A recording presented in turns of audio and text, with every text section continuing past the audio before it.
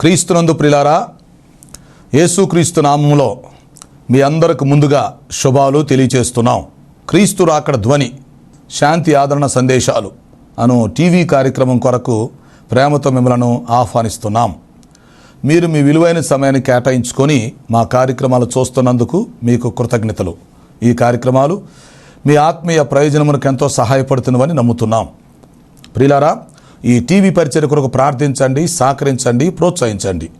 ఈ కార్యక్రమాలు ఇతరులకు పరిచయం చేసి వారు కూడా చూసి మేలు పొందినట్లుగా సహాయపడాలని మీకు మనవి చేస్తున్నాం.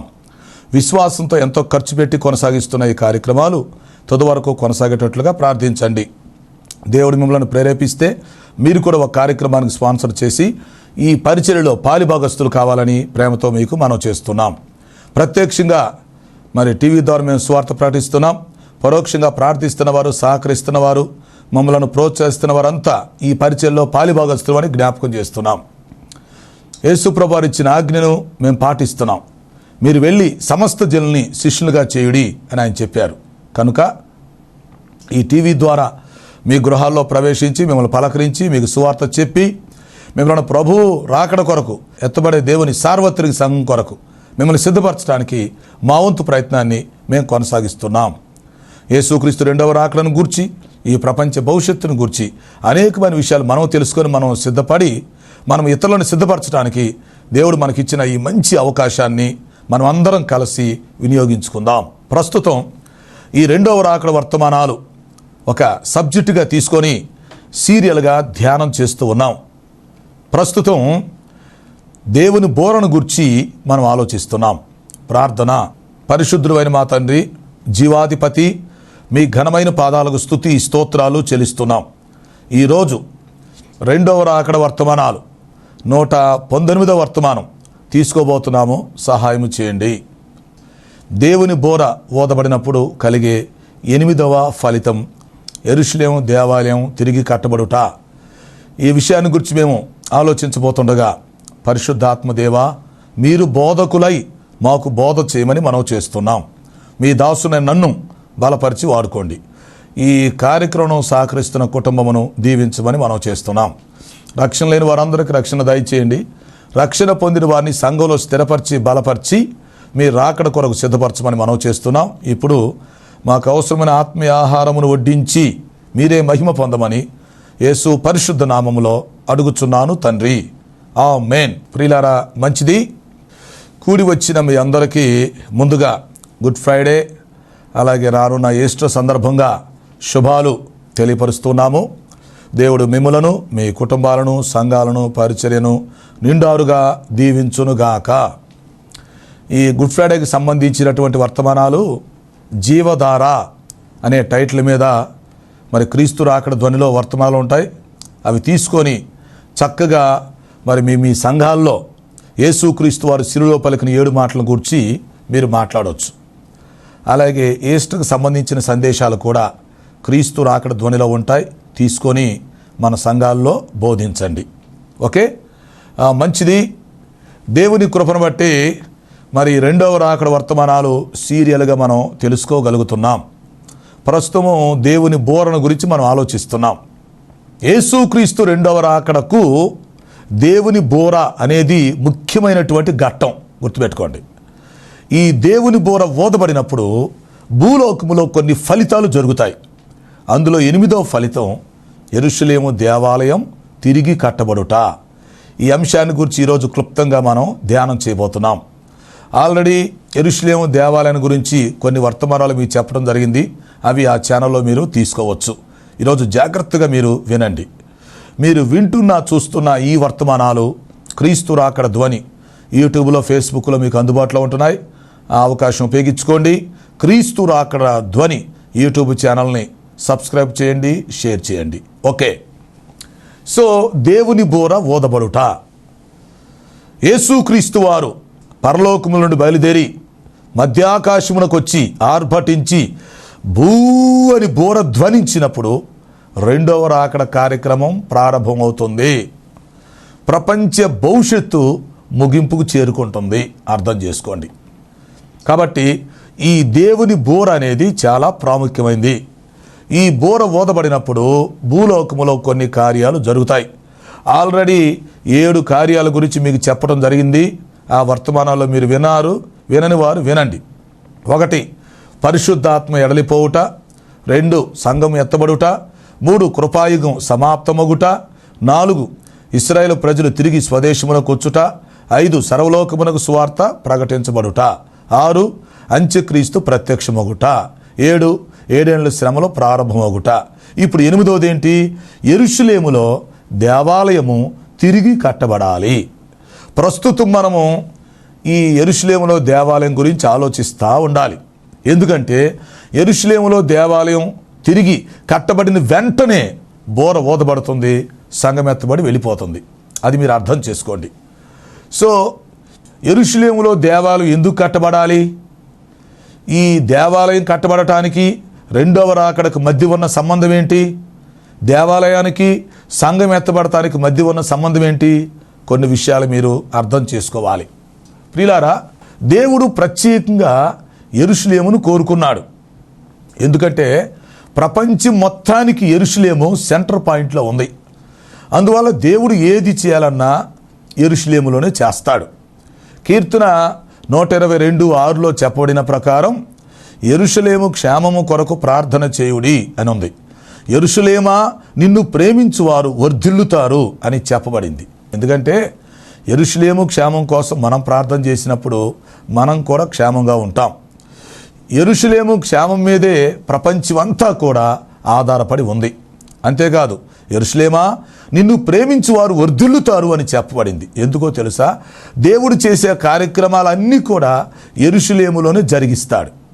కాబట్టి యెరూషలేములో దేవాలయం కట్టబడాలి, యెరూషలేములో గొప్ప ఆరాధన జరగాలి, యెరూషలేం ప్రపంచం మొత్తానికి రాజధాని అవ్వాలి, యెరూషలేములోనే ప్రభు తన రెండవ రాకల్లో ఒలీవల కొండ మీదకు దిగి రావాలి. సో ఇలాంటి కార్యక్రమాలు భవిష్యత్తులో చాలా ఉన్నాయి. అయితే అందులో ప్రత్యేకంగా యెరూషలేం దేవాలయం గురించి మనం ఆలోచన చేయబోతున్నాం. దానియేలు గ్రంథం 11:31లో చెప్పినట్టుగా నాశనకరమైనటువంటి హే వస్తువు పరిశుద్ధ స్థలములో నిలబెట్టబడిద్ది అని చెప్పబడింది. క్రీస్తు పూర్వం 500 సంవత్సరాల క్రితమే దానియేలు భక్తుడు ఈ ప్రవచనం చెప్పాడు.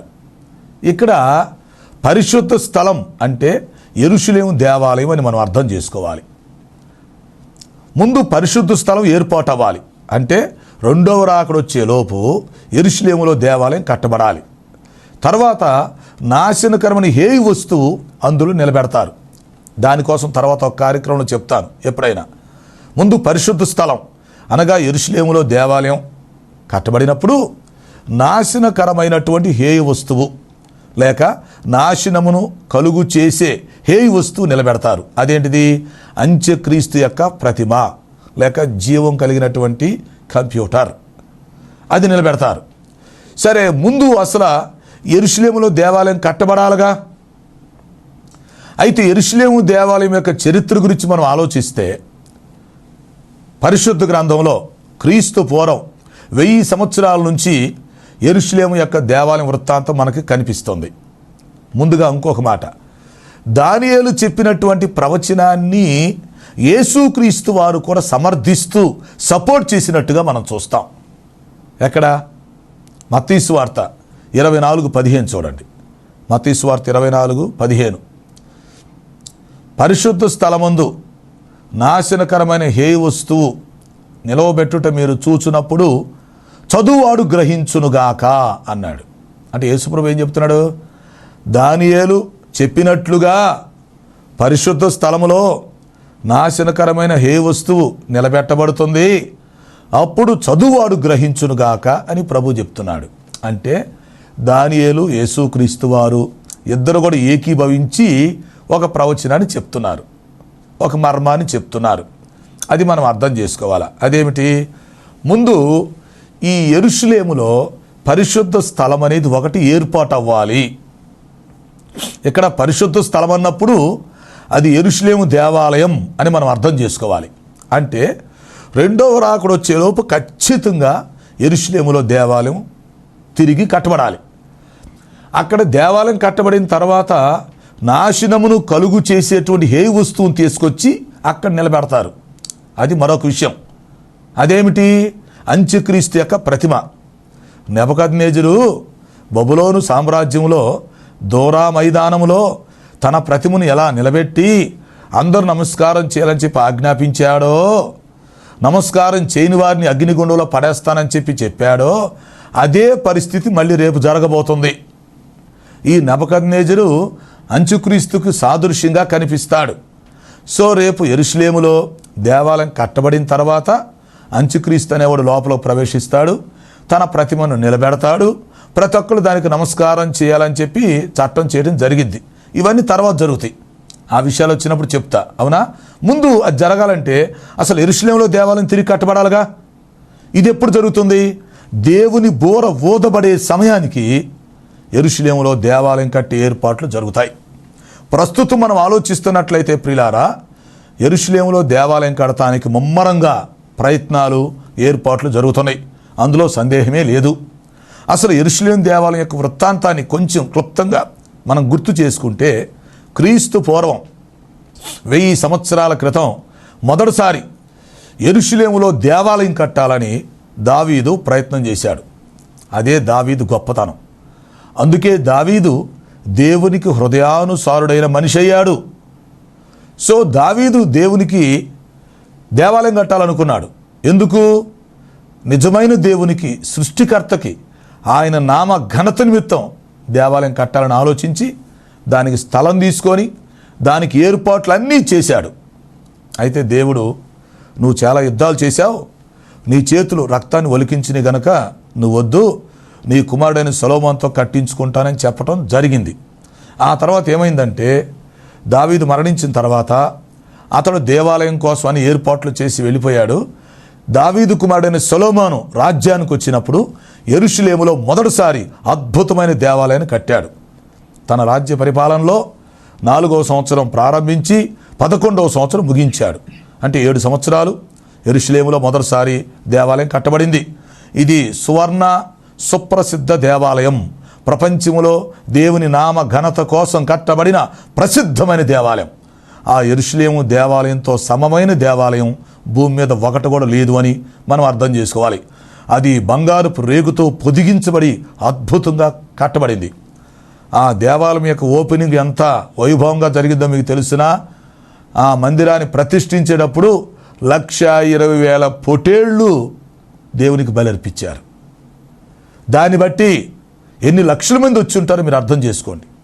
అది ఎంత పెద్దదో ఆ మందిరం మీరు గ్రహించండి. సో అది దేవుని నామ ఘనత నిమిత్తం కట్టబడింది. ఆ విధంగా దావీదు కట్టాలనుకున్నాడు, కట్టలేదు. సొలొమోను మొదట యెరూషలేములో దేవాలయం నిర్మించడం జరిగింది. అది కొన్ని వందల సంవత్సరాలు ఉన్న తర్వాత నెబుకద్నెజరు దాన్ని పడగొట్టేశాడు. ఎందుకంటే ఈ ప్రజలు దేవుని సరిగా ఆరాధించకపోవటం వల్ల, దేవాలయానికి రాకపోవటం వల్ల, పరిశుద్ధంగా ఉండకపోవటం వల్ల, భక్తి చేయకపోవటం వల్ల, దేవుడు ఎన్నిసార్లు హెచ్చరించినా హెచ్చరికలు పట్టించుకున్నందువల్ల దేవుడే ఆ దేవాలయాన్ని తీసేయటం జరిగినది. నెబుకద్నెజరు యెరూషలేము దేవాలయం పడగొట్టాడు. ఆ వెండి బంగారాలు మొత్తం తీసుకుని వెళ్ళిపోయాడు బబులోనికి. అయిపోయింది ఆ పని. ఆ తర్వాత యూదులు 70 సంవత్సరాలు చెరలోకి వెళ్ళిపోయారు. అక్కడ వాళ్ళు బాధపడి పశ్చాత్తాపడి క్షమాపణ అడుక్కున్నారు. దేవుడు వాళ్ళని క్షమించి తిరిగి స్వదేశానికి మళ్ళీ తెచ్చాడు. అప్పుడేం జరిగిందంటే, యెరూషలేములో రెండవసారి మళ్ళీ దేవాలయం కట్టారు. జెరుబ్బాబేలు నాయకత్వంలో హెజ్రా జెరుబ్బాబేలు, అలాగే హగ్గీయ జకర్యాలు ప్రవక్తలు, యెహోషువ యాజకుడు, వీళ్ళంతా కలిసి ఒక టీముగా చక్కగా రెండవసారి దేవాలయం కడతాం జరిగింది. ఆ దేవాలయం కొంతకాలం ఉన్న తర్వాత సిరియా చక్రవర్తి అయినటువంటి అంతియోకస్ ఎపిఫైనస్ దీన్ని నాశనం చేయటం జరిగింది. అంటే రెండవసారి కట్టినటువంటి దేవాలయం పూర్తిగా నాశనం చేయబడలేదు, కానీ అది అపవిత్రపరచబడింది, నాశనమైంది, శిథిలమైపోయింది. కారణం ఏంటంటే, అతడు మరి ఆ పందిని తెచ్చి బలిపీఠ మీద బలర్పించి పంది మాంసాన్ని యూదుల నోట్లో బలవంతంగా పెట్టాడు. పంది రక్తాన్ని గోడల మీద చమిరారు, అపవిత్రపరిచాడు. సో దాంతో ఏమైందంటే, యెరూషలేము దేవాలయంలో ఆరాధన ఆగిపోయింది, బలి అర్పణలు నిలిచిపోయాయి. ఆ విధంగా కొంతకాలం యెరూషలేము దేవాలయం అపవిత్రపరచబడి శిథిలావస్థకు వెళ్ళిపోయింది. అప్పుడే మక్కాబీలు తిరుగుబాటు జరిగింది. ఇది పాత నిబంధనకి క్రొత్త నిబంధనకు మధ్య చరిత్రలో జరిగినటువంటి సన్నివేశం. కాబట్టి జెరుబ్బాబెలు రెండవసారి కట్టినటువంటి దేవాలయం కూడా శిథిలమైపోయింది. ఆ తర్వాత మనం క్రొత్త నిబంధనలోకి వస్తే హేరోదు మూడవసారి యెరూషలేములో దేవాలయం కట్టినట్టుగా మనం చూస్తాం. యేసుక్రీస్తు వారు ఈ దేవాలయంలోనికే వచ్చారు. మత్తయి సువార్త 24వ అధ్యాయంలో 1-2 వచనాలు మనం చూసినప్పుడు యెరూషలేములో కట్టబడుతున్న ఆ దేవాలయం మనకి కనిపిస్తుంది. హేరోదు రాజు మరి యూదుల్ని మంచి చేసుకోవటానికి, వాళ్ళని పరిపాలించడానికి యెరూషలేములో మీకు దేవాలయం కట్టిస్తానని చెప్పి ఆశ పెడతాడు. అప్పుడు యూదులు హేరోదు అంటే ఇష్టం లేకపోయినప్పటికీ మరి దేవుని మీద ఉన్న ప్రేమతో, దేవాలయం మీద ఉన్న మక్కువతో ఆ పరిపాలనకు ఒప్పుకుంటారు. సో ఆ విధంగా యెరూషలేములో మూడవసారి దేవాలయం కడతా ఉంటారు. అది ఇంకా ఫినిషింగ్ వర్క్ కావాలా. అయితే ఒకరోజు యేసుక్రీస్తు తన శిష్యులతో కలిసి ఆ యెరూషలేము దేవాలయం గుండా బయలుదేరి ఒలీవల కొండకు వెళుతూ ఉంటాడు.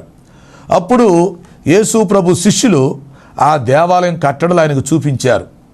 ప్రభువా, ఈ దేవాలయం కట్టడలు ఎంత బాగున్నాయో చూడండి. హేరోదు రోజు మనం కట్టిస్తున్నాడు, ఇంకా పూర్తి అవ్వలేదు. ఇప్పుడే ఇంత బాగుంటే దేవాలయం పూర్తయితే ఇంకెంత బాగుండిద్ది అని చూపిస్తూ ఉంటారు. అప్పుడు యేసు ప్రభు ఏం చెప్తాడు తెలిసిన, ఆ దేవాలయం గురించి ఒక ప్రవచనం చెప్పాడు. మీరు చూస్తున్న ఈ దేవాలయం రాయి మీద రాయి ఒకటైనను ఎక్కడ నిలబడకుండా పడద్రోయబడిద్ది అని చెప్తాడు. అప్పుడు వాళ్ళకి యేసు ప్రభు మీద చాలా బాధ కలిగింది, మనసు కష్టం కలిగింది. అయితే ఈ యాజకులు, ఈ శాస్త్రులు, పరిసయ్యులు యేసుక్రీస్తు మీద కక్షగట్టి ఆయనను శిలువలో మరణించడానికి ప్రయత్నం చేశారు.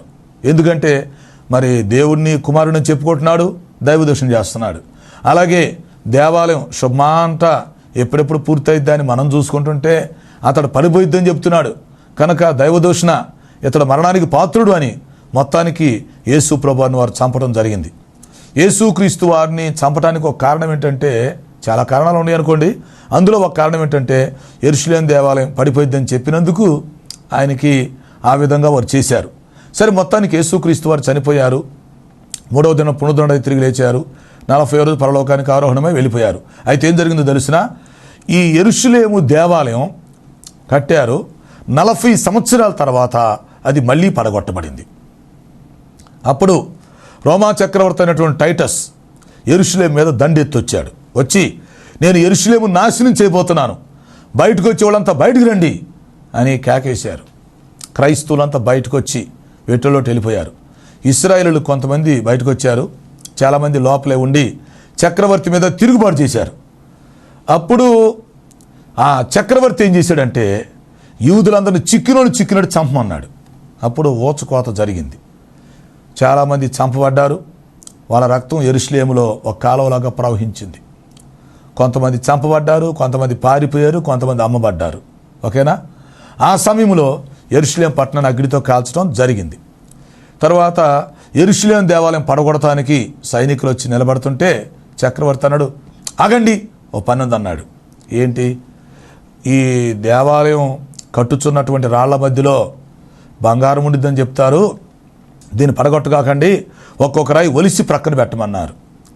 సో వాళ్ళు సైనికులు ఏం చేస్తారంటే బంగారం దొరికిద్దని యెరూషలేము దేవాలయం రాళ్ళు ఒక్కొక్కటి తీసి ఒలిసి ప్రక్కన పెట్టారు.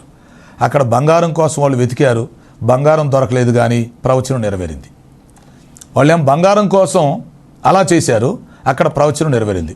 యేసుక్రీస్తు వారు చెప్పినట్టుగా మీరు చూస్తున్న ఈ దేవాలయం రాయి మీద రాయి ఒకటైనా ఇక్కడ నిలబడకుండా పడద్రోయబడిద్దని చెప్పినట్టుగా అక్షరాల రాళ్ళు ఒలిసి ప్రక్కన పెట్టారు. ఆ రాళ్ళు కొన్ని రోమాకు తీసుకుని వెళ్ళిపోయారు. నేటి వరకు అవి అక్కడే ఉన్నాయి. అయితే ప్రస్తుతానికి యెరూషలేము దేవాలయం పడిపోయింది. ఒక మొండి గోడ ఒకటి ఉంది, దాన్ని ఏడుపుల గోడ అని పిలుస్తారు. అక్కడికి వెళ్ళి యూదులు మరి నిలబడి ప్రార్థన చేసుకుంటూ ఉంటారు. హోలీ ల్యాండ్ టూర్కి వెళ్ళిన వాళ్ళు కూడా అక్కడికి వెళ్ళి ప్రార్థన చేసుకుంటూ ఉంటారు. సో ఇప్పుడు ప్రస్తుతం పరిస్థితి ఏంటంటే యెరూషలేములో దేవాలయం పడగొట్టబడింది. ఇప్పుడు ప్రస్తుతానికి దేవాలయం లేదు. మరి వాక్యం ఏం చెప్తుంది? రెండవ రాకడ వచ్చే లోపు ఖచ్చితంగా అక్కడ దేవాలయం కట్టబడాలి. అది మరి ఇప్పటికే మీరు ఆలోచిస్తే మొదటి శతాబ్దంలో 70వ సంవత్సరంలో యెరూషలేము దేవాలయం పడిపోయింది. మరి ఇప్పటికీ కట్టబడలేదు. అవునా? అంటే ఇప్పుడు ఎంతకాలం అయినట్టు ఆలోచించండి, ఒకసారి ఆలోచించండి. సుమారు 1850 సంవత్సరాలు దాటిపోయింది, కానీ దేవాలయం కట్టబడలేదు. అయితే మరి యెరూషలేములో దేవాలయం కట్టబడిద్దా? ఖచ్చితంగా కట్టబడిద్ది. మీరు ఆలోచిస్తూ ఉండండి. మరి ఇజ్రాయెల్ దేశానికి ఏరియల్ షరోన్ ప్రధానిగా ఉన్నప్పుడు అప్పుడే యెరూషలేములో దేవాలయం కట్టడానికి కొలతలు తీయటం జరిగింది. మరి ప్లాన్ అంతా చేశారు. ఈలోపు ఆయన సిక్కై మరణించారు. కొంతకాలం ఆగింది. అయితే ఇప్పుడు ఇశ్రాయేల్ ప్రజలు అక్కడ దేవాలయం కడతానికి సిద్ధంగా ఉన్నారు. ఇప్పుడున్న ఇజ్రాయెల్ ప్రధాని బెంజమిన్ నెతన్యాహు ఖచ్చితంగా యెరూషలేములో దేవాలయం కట్టాలనే ప్రయత్నంతో ఉన్నారు. మరి అమెరికా అధ్యక్షుడు ట్రంప్ గారు కూడా దానికి ఇప్పుడు సపోర్ట్ చేస్తున్నారు. సో ఎలాగైనా సరే ఇప్పుడు యెరూషలేములో దేవాలయం కట్టేదే అనేటువంటి ఆలోచనతో ఉన్నారు. మరి గతంలో ఆయన అధ్యక్షులుగా ఉన్నప్పుడు ఏం చేశారు తెలిసినా, ఈ యెరూషలేములో దేవాలయం కడటానికి ఒక కాయిన్ కూడా రిలీజ్ చేయడం జరిగింది. టెంపుల్ కాయిన్ అంటే యెరూషలేములో మేము దేవాలయం కడుతున్నాం, యెరూషలేముని రాజధానిగా చేస్తాం అని చెప్పి ఒక కాయిన్ కూడా రిలీజ్ చేయడం జరిగింది. ఆ తర్వాత ఇప్పుడు కొంత గ్యాప్ వచ్చింది. మరి ప్రస్తుతం అక్కడ దేవాలయం కడటానికి ముమ్మరంగా ప్రయత్నాలు జరుగుతున్నాయి. ఎలా జరుగుతుందో తెలుసా? అక్కడ ప్రస్తుతానికి ఒక మసీదు ఉంది. ఆ మసీదును తీసి అక్కడ దేవాలయం పెట్టటమా లేక దాని ప్రక్కన దేవాలయం పెట్టటమా ఆలోచన జరుగుతుంది. ఆ లెక్క వస్తే అసలు యెరూషలేములో దేవాలయం కట్టబడే దానికోసమే మరి 15 నెలల నుంచి ఈ ఇశ్రాయేలుకి పాలస్తీనా వారికి హమాస్ వారికి మధ్య యుద్ధం జరుగుతూ ఉంది. ఈ యుద్ధానికి ఒక ముఖ్యమైన కారణం ఏంటంటే యెరూషలేములో దేవాలయం. సో యూదులేమో యెరూషలేములో దేవాలయం కట్టాలి అంటున్నారు, హమాసా వాళ్ళు పాలస్తీనా వాళ్ళని కట్టడానికి వీల్లేదు అంటున్నారు. అందువల్ల యుద్ధం జరుగుతుంది. సో ఇప్పుడు యుద్ధం కూడా కొంచెం ఆగింది. ఇప్పుడు శాంతి ఒప్పందాలు కుదురుతున్నాయి. అంటే త్వరలో దేవాలయం కట్టే ఏర్పాట్లు కూడా జరుగుతాయని మనం ఖచ్చితంగా చెప్పొచ్చు. ఇంకొక విషయం చెప్పాలి, ఇశ్రాయేల్ టెక్నాలజీ ఇప్పుడు ఎంతగా వచ్చిందంటే 3 గంటల సమయంలో దేవాలయం కట్టే అంతగా ఏర్పాట్లు చేసేసుకున్నారు. ఎందుకంటే దేవాలయం కడటానికి ఎక్కువ సమయం తీసుకుంటే అది యుద్ధం అవుతుంది, కొన్ని లక్షల మంది చనిపోతారు, ప్రపంచంలో అలజడి వస్తుంది. అందుకని ఇప్పుడు ఒక 3 గంటల సమయంలోనే దేవాలయం కట్టగలిగినంత పరిస్థితి వాళ్ళ దగ్గర ఉంది. దినానికి 7 జాములు, ఒక జాములో యెరూషలేము దేవాలయం తిరిగి కట్టబడవచ్చు అనేటువంటి ఆలోచన కూడా ఉంది. కాబట్టి ఇవన్నీ ఆలోచిస్తుంటే ప్రియులారా, ప్రస్తుతం ఉన్నటువంటి పరిస్థితులు, తర్వాత దేవాలయం కడటానికి కావలసిన టెక్నాలజీ ఏర్పాటు చేయటం, అలాగే దేవాలయానికి సంబంధించిన కాయిన్ రిలీజ్ చేయటం, అలాగే మరి ఇశ్రాయేలుకి పాలస్తీనా వాళ్ళకి మధ్య జరుగుతున్న యుద్ధం కూడా ఆగిపోయి శాంతి చర్చలు జరగటం. సో ఇదంతా ఆలోచిస్తుంటే ఇప్పుడు మనకేమనిపిస్తుందంటే యెరూషలేములో త్వరలో దేవాలయం కట్టేస్తారు అనేటువంటి ఆలోచన వస్తుంది. అయితే ప్రస్తుతానికి దేవుడే కట్టకుండా కూడా ఆపుతున్నాడని కూడా మనం అనొచ్చు. ఎందుకంటే ఇంకా ఎంతోమందికి సువార్త అందాలి కాబట్టి, ఎంతోమంది రక్షణ పొందవలసి ఉన్నది కనుక ప్రభువే తన రాకడ ఆలస్యం చేస్తున్నాడా అనిపిస్తుంది. అందుకని దేవాలయం కట్టడంలో కూడా కొంత జాప్యం జరగవచ్చు. సరే, ఏది ఏమైనా ఒకటి వాస్తవం, ప్రభు అనుకుంటే ఒక్క రోజులో యెరూషలేములో దేవాలయాన్ని తిరిగి కట్టేయటం జరుగుతుంది. అక్కడ దేవాలయం కట్టబడిన వెంటనే ఇశ్రాయేలు ప్రజలు లోపలకు ప్రవేశించాలి. వారు మందిర ప్రతిష్ఠ కార్యక్రమం చేస్తారు. ధర్మశాస్త్ర గ్రంథాన్ని తీసుకొచ్చి లోపల పెట్టి ధర్మశాస్త్రాన్ని పాటించడం మొదలు పెడతారు. మందసాన్ని తీసుకొచ్చి లోపల పెడతారు. తర్వాత బలర్పిస్తారు. చాలా ఉన్నాయి. సో ఈ ఏర్పాట్లన్నీ త్వరలో జరుగుతున్నాయి. మరి ఈ సమయంలో మనం ఆలోచించాల్సిన విషయం ఏంటంటే, ఇశ్రాయేలు ప్రజలు యెరూషలేము దేవాలయం లోపలికి వెళ్ళటానికి వాళ్ళు ఆలోచించుకుంటారు. అలాగే ప్రపంచంలో చెదిరినటువంటి ఇశ్రాయేలు ప్రజలు సొంత దేశానికి రావటానికి ఆలోచించుకుంటారు. వారి రాక మన పోక ఒకేసారి జరగబోతున్నాయి. ఇశ్రాయేలు ఏమన్నా సొంత దేశానికి వస్తారు, వారు దేవాలయాన్ని ప్రతిష్ఠించుకొని దేవాలయంలో ప్రవేశిస్తూ ఉంటారు. ఈలోపు భూ అని బోర ఊదబడితే ప్రపంచంలో ఉన్న క్రైస్తవ సంఘమంతా రెప్పపాటులో ఉన్న పాటున ఏకకాలములో మట్టి శరీరాలకు బదులు మహిమ శరీరాలు ధరించుకొని భూలోకాన్ని ఖాళీ చేసి అదృశ్యమై మేఘాలు మీద గగనాలు దాటుకుంటూ మధ్యాకాశానికి పోయే అవకాశం ఉంది. ఇది త్వరలో జరగబోతుంది. కాబట్టి మేము చెప్పేది ఏంటంటే, ఇశ్రాయేలీల రాక మన పోక జరగబోతున్నాయి. వారేమో సొంత దేశానికి రావాలి, ఏర్పాట్లు జరుగుతున్నాయి. వారేమో దేవాలయాన్ని ప్రతిష్ఠించాలి, దేవాలయం లోపలికి వెళ్ళాలి, దానికి ఏర్పాట్లు జరుగుతున్నాయి. ఈలోపు సంఘము భూలోకములో నుంచి మధ్యాకాశంలోకి ఎత్తబడాలి, ప్రభు దగ్గరికి వెళ్ళిపోవాలి. అందుకని ఇప్పుడు మనం ఏం ఆలోచించాలంటే యెరూషలేము దేవాలయం కట్టబడటానికి ఎంత త్వరలో ఏర్పాట్లు జరుగుతూ ఉంటే సంఘము అంత త్వరలో ఎత్తబడిద్ది అని మనం అర్థం చేసుకోవాలి. కారణం ఏంటి? యెరూషలేములో దేవాలయం కడటానికి మరి ఏర్పాట్లన్నీ పూర్తయినప్పుడు ఎందుకు ఆగింది, ఎందుకు ఆలస్యమైంది అంటే ప్రభువే ఆలస్యం చేస్తూ ఉండొచ్చు కదా. ఎందుకంటే కొంతమంది రక్షించబడాలని, కొంతమందికి సువార్త అందాలని ఆయన ఆలస్యం చేస్తూ ఉండొచ్చు. ఆలస్యం చేస్తూ టక్కున దేవాలయాన్ని కట్టించేశాడు అనుకోండి, మనం ఏం చేస్తాం? ప్రస్తుతం ఉన్నటువంటి మరి ఇజ్రాయెల్ గవర్నమెంట్, అమెరికా గవర్నమెంట్ కలిసి చక్కగా పనిచేస్తున్నాయి. యెరూషలేములో దేవాలయం కట్టే విషయంలో ముందుకెళ్ళిపోతున్నారు. అలాగే యెరూషలేమును ఆల్రెడీ రాజధానిగా ప్రకటించారు, దాన్ని ఇప్పుడు స్థిరపరుస్తూ ఉన్నారు. కాబట్టి ఈ యెరూషలేములో దేవాలయం కడటానికి అందరితో ఇప్పుడు సంధి చేసుకునే ప్రయత్నాలు కూడా ఉన్నాయి. యుద్ధం కూడా ఆగిపోయింది కాబట్టి ఇంక ఏర్పాట్లు ముందుకెళ్ళిపోతాయి. అయితే మరి దేవుని యొక్క సమయం కోసం ఆగిందని మనం అనుకోవాలి. వాక్యంలో చెప్పినట్లుగా ప్రతిదానికి సమయము కలదు అంటాడు కదా. నాటుటకును, విత్తుటకును, కోయుటకును ప్రతిదానికి సమయం ఉందని వాక్యం చెప్తుంది. సో యెరూషలేములో దేవాలయం కట్టబడటానికి కూడా దేవుడు ఒక సమయాన్ని నిర్ణయించాడు. ఆ సమయం దగ్గరలో ఉంది. ప్రభు వస్తున్నాడు, దేవాలయాన్ని ఏర్పాటు చేయడం జరుగుతుంది. వెంటనే దేవాలయంలోనికి అంత్యక్రీస్తు ప్రవేశిస్తున్నాడు. ఆ తర్వాత ఇశ్రాయేలు ప్రజలు కూడా ప్రవేశిస్తారు. ఈలోపు సంఘం ఎత్తబడి వెళ్ళిపోయింది. ఎందుకంటే ఇశ్రాయేలు ప్రజలు మనతో పాటు రారు. కొంతమంది మరి నమ్ముతున్నారు, కొంతమంది నమ్మట్లా. ఇప్పటికీ చాలామంది ఇశ్రాయేలీలు మరి తండ్రి అయిన దేవుడిని నమ్ముతున్నారు, కానీ యేసుక్రీస్తుని నమ్మటం లేదు. యేసుక్రీస్తుని ఒక ప్రవక్తగా చూస్తున్నారు. సో ఇశ్రాయేలు జాతిలో రక్షించబడిన వాళ్ళంతా ఎత్తబడే సంఘంలో మనతో పాటు కలిసి వస్తారు. అంటే కొద్దిమంది వస్తారు. చాలామంది ఇశ్రాయేలు ప్రజలు విడిచిపెట్టబడే గుంపులో ఉంటారు. వారు యెరూషలేము దేవాలయం యొక్క ప్రయత్నాల్లో ఉంటారు. మనమేమో వ్యక్తిగతంగా రక్షించబడి ఎత్తబడే సంఘంలో వెళ్ళిపోతాం. ఇశ్రాయేలు ప్రజలు ఎక్కువ మంది విడిచిపెట్టబడే గుంపులో ఉండి అంత్యక్రీస్తుతో సంధి చేసుకుంటారు. తర్వాత వారు యెరూషలేము దేవాలయం యొక్క ప్రయత్నంలో ఉంటారు. వారికి తెలిసేసరికి తెల్లారిద్ది. అంటే వారు చాలా నష్టపోయిన తర్వాత అప్పుడు మేలుకుంటారు, పశ్చాత్తాపడతారు. దేవుడు వారిని క్షమించి తర్వాత వారిని సామూహికంగా రక్షించడం జరిగిద్ది. ఇదంతా సంఘం ఎత్తబడిన తర్వాత జరిగే వ్యవహారం. కాబట్టి ఇక్కడ విషయం ఏంటంటే యెరూషలేములో దేవాలయం తిరిగి కట్టబడుతుంది, సంఘం ఎత్తబడి వెళ్ళిపోతుంది. ఆ తర్వాత ప్రపంచ భవిష్యత్తు ముందుకు చేరుకుంటుంది, ముగింపు చేరుకుంటుంది. కాబట్టి ఈ మాటలు వింటున్న మనం అర్థం చేసుకొని ప్రతి ఒక్కళ్ళు రక్షణ పొంది ప్రభు రాకడ కొరకు, ఎత్తబడే సంఘము కొరకు సిద్ధపాటు కలిగి ఉండాలని దేవుని యొక్క వాక్యం హెచ్చరిస్తుంది. అట్టి కృపను దేవుడు మనందరికీ దయచేయునుగాక. ప్రార్థన. తండ్రి నీకు స్తోత్రాలు. విన్న వర్తమానం మా హృదయాల్లో ఫలింపు చేయమని మనం చేస్తున్నాం. రక్షణ లేని వారందరికీ రక్షణ దయచేయండి.